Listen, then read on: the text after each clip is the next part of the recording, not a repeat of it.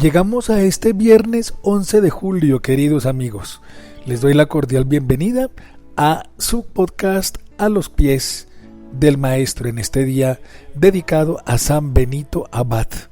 Seguramente hoy muchos de ustedes vendrán pidiendo el favor: Padrecito, por favor, no sea mala clase, bendígame la medalla de San Benito. Claro que sí, la medalla de San Benito tiene un carácter muy importante. Es uno de los sacramentales más lindos y más poderosos que hay, junto con el agua bendita, junto con el aceite, la sal, con el escapulario, el Santo Rosario, las imágenes religiosas, las medallitas de los santos, las reliquias de los santos. También la medalla de San Benito es absolutamente importante, pero hay que utilizar bien los sacramentales, queridos amigos. La medalla de San Benito tiene un valor incalculable porque tiene inscrita en ella, en una de sus caras, las iniciales de un pequeño exorcismo, un exorcismo creado por San Benito Abad. Y en la parte de atrás de la medalla pues está la imagen de el santo con una copa en la mano y además con una serpiente que lo está acechando. Esta medalla tiene un valor importante porque es un exorcismo, pero la medalla nos sirve, es de gran utilidad, es de gracia especial cuando nosotros estamos en el camino de Dios. ¿Eso qué significa? Que las cosas de Dios no son mágicas, no son talismanes y no son artículos para tenerlos allí casi como para la buena suerte o para que me proteja. Sí, ella nos protege, la medalla nos protege, los sacramentales nos protegen, pero siempre y cuando el ser humano esté en el camino de Dios nuestro Señor. Pero si la persona está metida en pecados, que no se confiesa, que no comulga, que no viene a la Santa Misa, que no hace una oración a Dios, que no está en los caminos de Dios, pues prácticamente la medalla la está tomando como un fetiche o como un artículo de magia. Mi vida va por un lado, estoy lleno de pecados y lleno de pereza espiritual, pero eso sí, la medalla que no me falte. No creo mucho en la confesión y en la misa, qué pereza. Pero eso sí, la medalla de San Benito aquí la tengo colgada en el cuello y ay, San Benito, qué lindo que eres. Pero Dios no aparece por ningún lado. Eso me recuerda allá en Alicante, al sur de España. A propósito de Alicante, un saludo muy especial a mi amigo Alexander.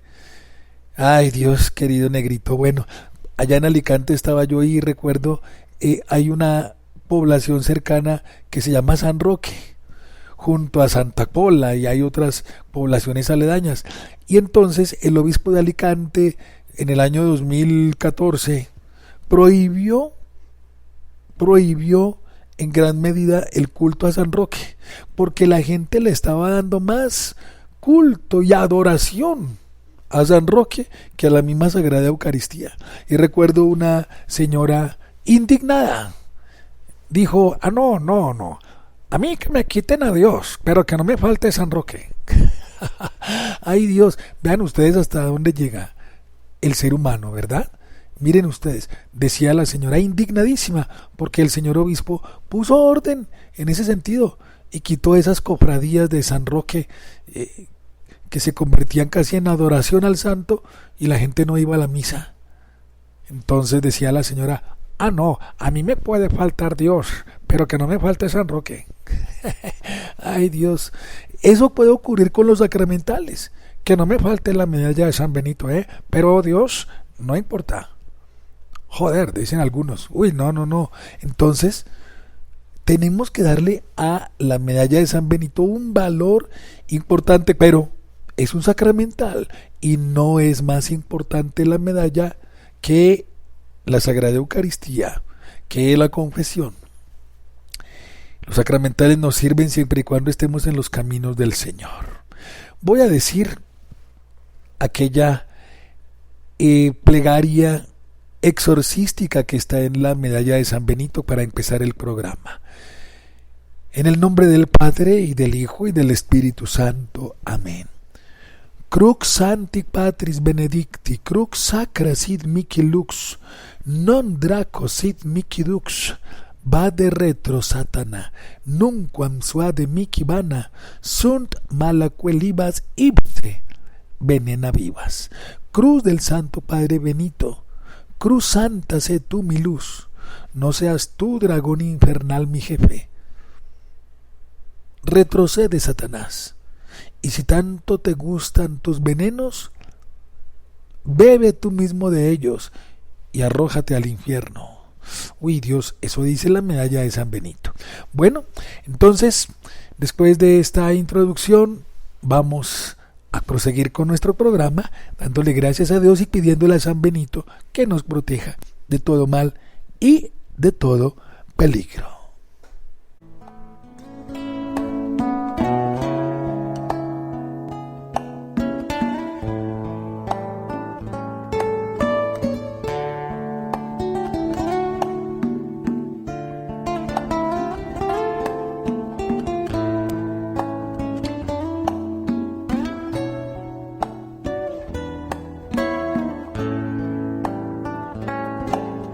Se dormirá quien me cuida, no me abandonará, siempre me ayuda. Él estará junto a mí toda la vida. Jesús, mi protector, nunca se dormirá. Estamos después de meditar los salmos. A propósito, un saludo muy especial para Carlitos Peroso, ministro de la comunión en nuestra parroquia, quien hace poco se enteró que estamos desde hace cuánto estudiando los salmos. Y él me dice: Padre Germán, pero ¿hace cuánto que está con el estudio de los salmos? Le dije: Carlitos, hace ya varios meses, quizás creo que desde comienzo de este año, me parece, no estoy muy seguro, pero ya llevamos 23 salmos estudiados. Los hemos meditado, ustedes han tomado nota, seguramente han subrayado algunos elementos fundamentales, les he proporcionado alguna parte teológica, bíblica, lógicamente espiritual, de explicación del espíritu de los salmos, y estoy seguro que esto ha servido para el conocimiento de ese libro tan bello, los salmos, los himnos más preciosos del mundo. Y entonces los viernes los dedicamos a estudiar un poco de catecismo. Y les voy a enseñar hoy, después de todo este periplo, este recorrido que hemos hecho, el desarrollo de la revelación desde Abraham hasta Jesucristo. Entonces, atentos, porque aquí les voy a decir prácticamente muy grosso modo, les voy a enseñar el Antiguo Testamento. Entonces, atentos, queridos hijos. Cuando ya todos y hasta yo mismo fallé. La revelación de Dios nuestro Señor empieza con la creación del ser humano. Y Dios quiere crear, y lo hace, al ser humano a su imagen y semejanza. Crea a Adán y Eva, nuestros primeros padres, y antes del pecado original ellos tenían una relación y un diálogo con Dios muy fluido, una familiaridad con Él, como se ve en las primeras páginas, los primeros capítulos del libro del Génesis. Adán y Eva fueron creados por Dios para estar en perfecta comunión con Él, pero esa familiaridad se pierde con el pecado, con la influencia del maligno enemigo que dañó el corazón de Adán y Eva y los puso en contra de Dios. Y Dios les prometió a ellos, a Adán y Eva, que el pecado, que el maligno sería vencido un día por la descendencia de la mujer. Recuerden Génesis capítulo 3 versículo 15. Entonces Dios, aunque triste y decepcionado, sin embargo, no dejó de amar a Adán y Eva y les prometió restauración. Después de todos esos acontecimientos con Adán y Eva, la expulsión del paraíso y todo ese drama, viene una gran abundancia de desorden y de injusticia. Pasamos del primer asesinato de Caín matando a Abel, pasamos a una cantidad de injusticias, de desórdenes, de cosas que fueron totalmente inspiradas por el demonio en ese primer pecado. Y eso dio lugar al diluvio universal.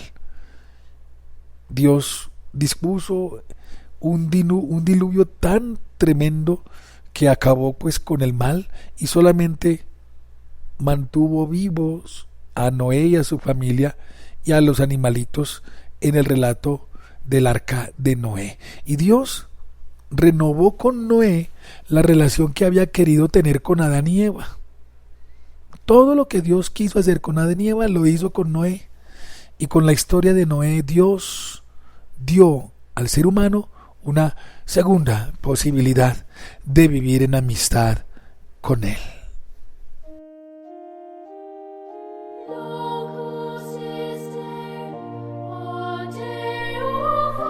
Y siglos después, Dios nuestro Señor hace un pacto con Abraham.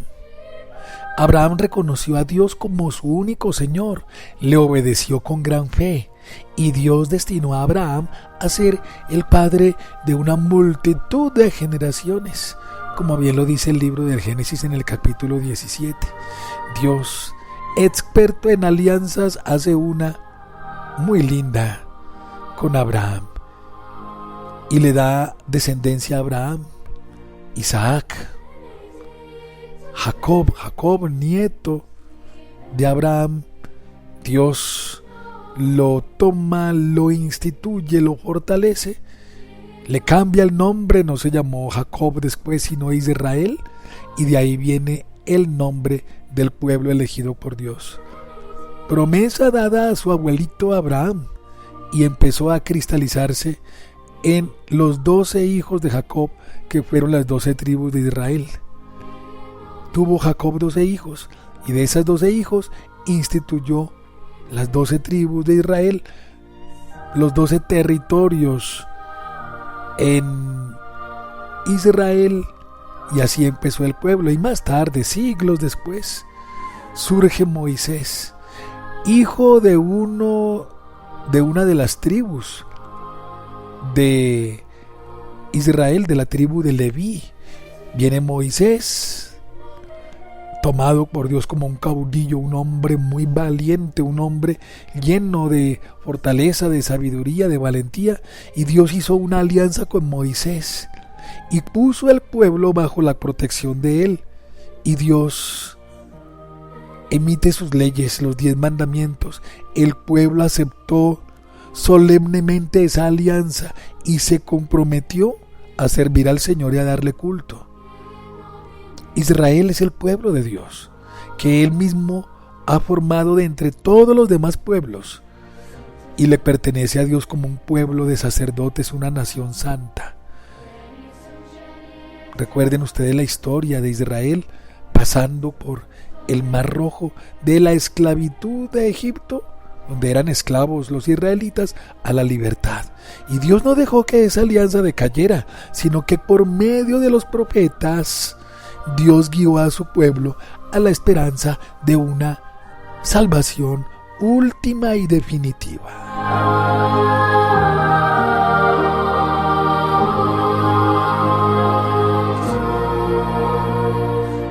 Bueno, si Dios quiere, recuerden, quedamos en Moisés y en el Éxodo. la salida del pueblo de Israel de la esclavitud de Egipto. Bueno, miren ustedes, ya hemos aprendido varias cosas. La importancia de San Benito, de los sacramentales, de la medalla, y ya hemos dado una vista panorámica al Antiguo Testamento, al comienzo de la historia de la salvación, al desarrollo de la revelación de Dios, y hemos llegado hasta Moisés. Y les prometo que el lunes, Dios mediante, tendremos pues el desenlace de esta historia de amor tan bella, Dios con su pueblo.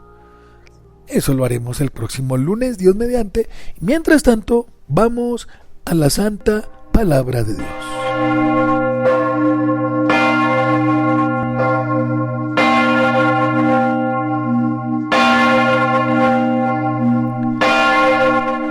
Mateo capítulo 10. Abre tú, Señor, nuestro corazón, nuestra alma, nuestra vida, para amar tu palabra y ponerla en práctica. Te lo pedimos, Señor.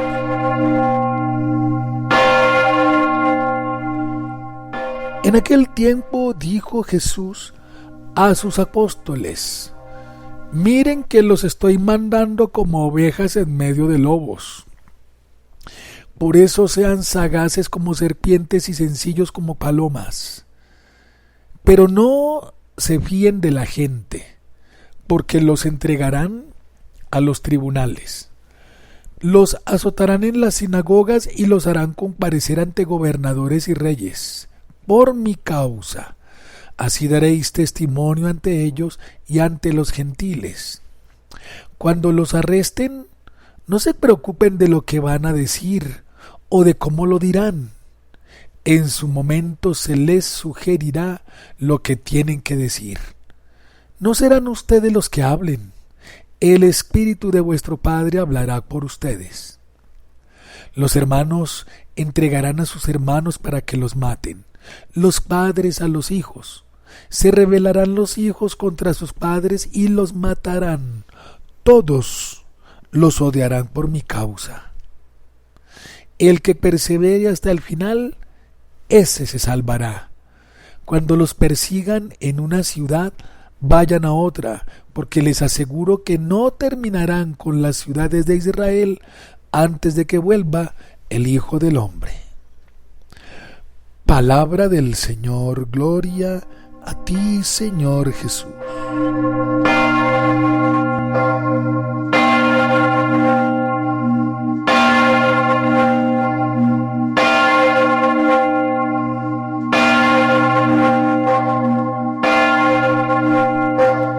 Bien, llevamos ya varios días en el capítulo 10 de San Mateo, en donde Jesús nuestro Señor le da a los discípulos el mandato de ir a predicar en su nombre, de ir a predicar el reinado de Dios, y les da unas instrucciones muy precisas a nosotros. Esas instrucciones no son solamente para los apóstoles, sino para todos nosotros, para los sacerdotes, para ustedes que son casados, que son solteros, para todos, hasta para los que están viviendo así sin casarse, que ojalá pronto den ese paso tan importante, tan luminoso. Bueno, primero pues miren que el Señor envía a sus misioneros como ovejas en medio de lobos. Es que este mundo está cada vez más lleno de obstáculos contra Dios y contra su palabra, contra la obra del Evangelio. Entonces encontramos en la sociedad, encontramos ideologías en contra de la familia, en contra de la vida, en contra de la maternidad y la paternidad. Encontramos ideas rarísimas en contra de Dios, favoreciendo el aborto, favoreciendo la eutanasia, favoreciendo la infidelidad. Y todas las leyes se van confabulando contra la verdad que es el Evangelio. Surgen cada vez más grupos extraños de homosexuales, de lesbianas, de un montón de cosas pero tan raras, y entonces todo eso se opone al mensaje de verdad, al diseño original de Dios para el ser humano. Y aquí el Señor nos está enviando como ovejas en medio de lobos, con un mensaje tan humilde y tan sencillo como es el mensaje del Evangelio, pero con una serie de oposiciones y de tensiones muy complicadas. Sepan ustedes que cuando se habla de Dios, siempre vamos a despertar ampolla. Y miren lo que decía el mensaje del Evangelio: los odiarán por mi nombre. Los hermanos entregarán a sus hermanos para que los maten, los padres a los hijos, se rebelarán los hijos contra los padres, todos los odiarán por mi causa. Persecuciones, eso es lo que el Señor nos estaba anunciando. Tensiones, oposiciones, persecuciones, pero esa es la ganancia por abrazar el Evangelio y por abrazar la cruz. No podemos pasar de largo sin que un sufrimiento o muchos nos rodeen. Si a mí me han perseguido, dice el Señor, a ustedes les pasará lo mismo, dijo el Señor. Entonces, el mensaje de Dios es muy importante, pero es muy perseguido. Y el Señor dice también: no se confíen de la gente. Los entregarán a los tribunales, los azotarán, los harán comparecer. Mejor dicho, entre más confiemos en el ser humano, más lejos estaremos de Dios.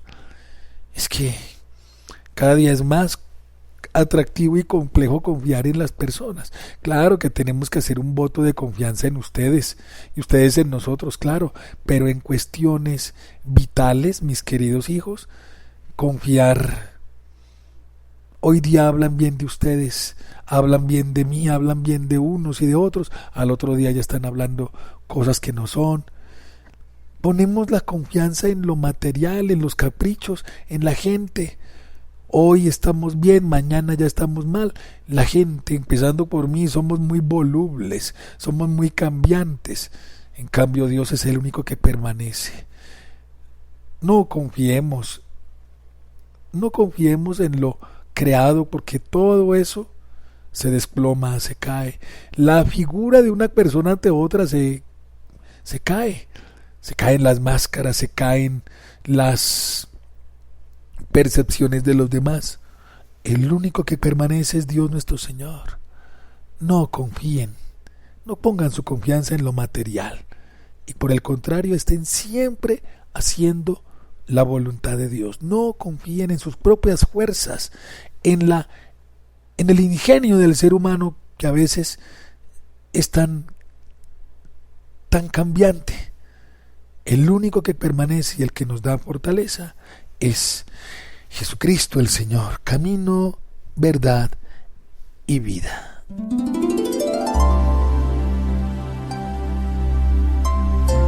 Bueno, les deseo un feliz viernes. Recuerden, hay que hacer la voluntad de Dios en medio de un mundo tan, pero tan complejo. Un abrazo para ustedes y nos encontraremos el lunes si Dios quiere. Que tengan un feliz fin de semana, buen fin de semana, happy weekend. Excelente compartir para ustedes con sus familias estos próximos días de fin de semana.